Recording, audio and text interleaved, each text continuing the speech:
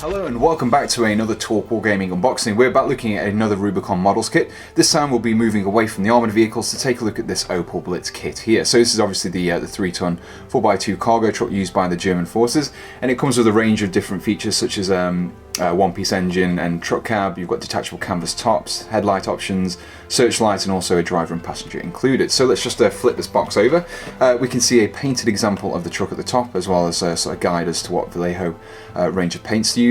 A blurb on the side here about the truck itself, and also an example of the transfer kit that actually comes with this set. So let's open up the box and take a look at the contents inside. So here we have the contents of the kit. First of all, we have the instruction booklet, which comes with the 2 sprues that we have in this set, labelled with each A and B, and then each of the components are also labelled with a number as well. So as you can see in here, once we've actually got the diagrams of how to assemble it, you can see that each of the sprues are kind of referenced, and also the components on that particular sprue, and then shown how to assemble everything together. So 5 steps altogether, very simple, straightforward instructions there. We also have the transfer sheet, which comes with a range of different markings, including kind of standard German army markings, ambulance markings, and also some Africa Corps markings as well at the bottom. Here we have the kind of the one-piece engine and cab set, which makes life a lot easier when you're assembling things. You don't have to worry about these fiddly struts or anything like that. We also actually have 2 main sprues in the set as well. So what I'll go do is I'll take these out of the bags and look at these individually. So here we have sprue A to begin with. So we've got all of the tyres here. You can see the treads have been nicely defined there in the sculpting. We have a few storage options such as the pickaxe there, and also the entrenching tool spade.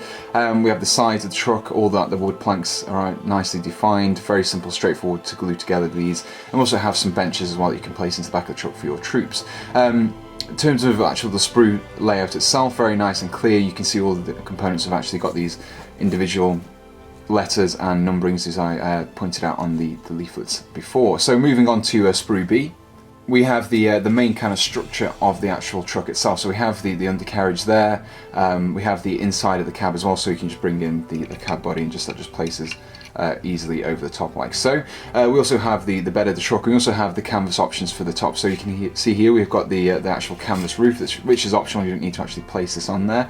But you also get a few options as well, whether or not they want the rear flap open, or you can have it closed as well. And we also get the driver and also the passenger included in the front here as well. So now that we've looked at the components, let's assemble this truck and take a look at the completed miniature. So here we have the assembled truck. The building of this was fairly straightforward. The instructions were all nicely laid out, all diagrams were nicely detailing which parts to use and which parts to glue together.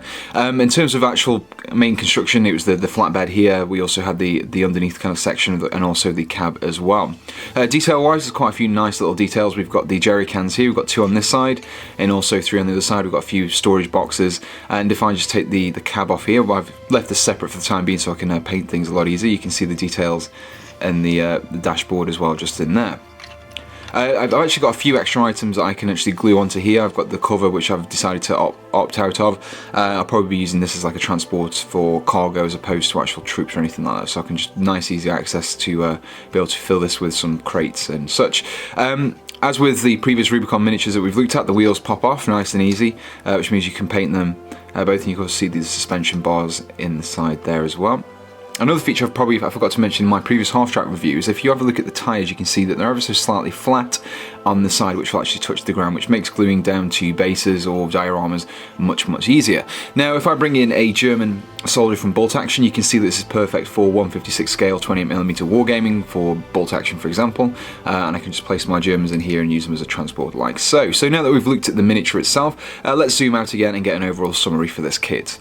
So that's it for another Rubicon Models unboxing. So overall, great kit, easy to assemble, nicely detailed for use if you just want to be a model maker, have a nice kit to paint, or if you want to use it for wargaming such as bolt action. In terms of price, it's £18 at RRP, which is great considering the extra options you get. It's all plastic as well, very nice and easy to work with. And you also get the extra options such as the benches in the side and also the canvas top as well.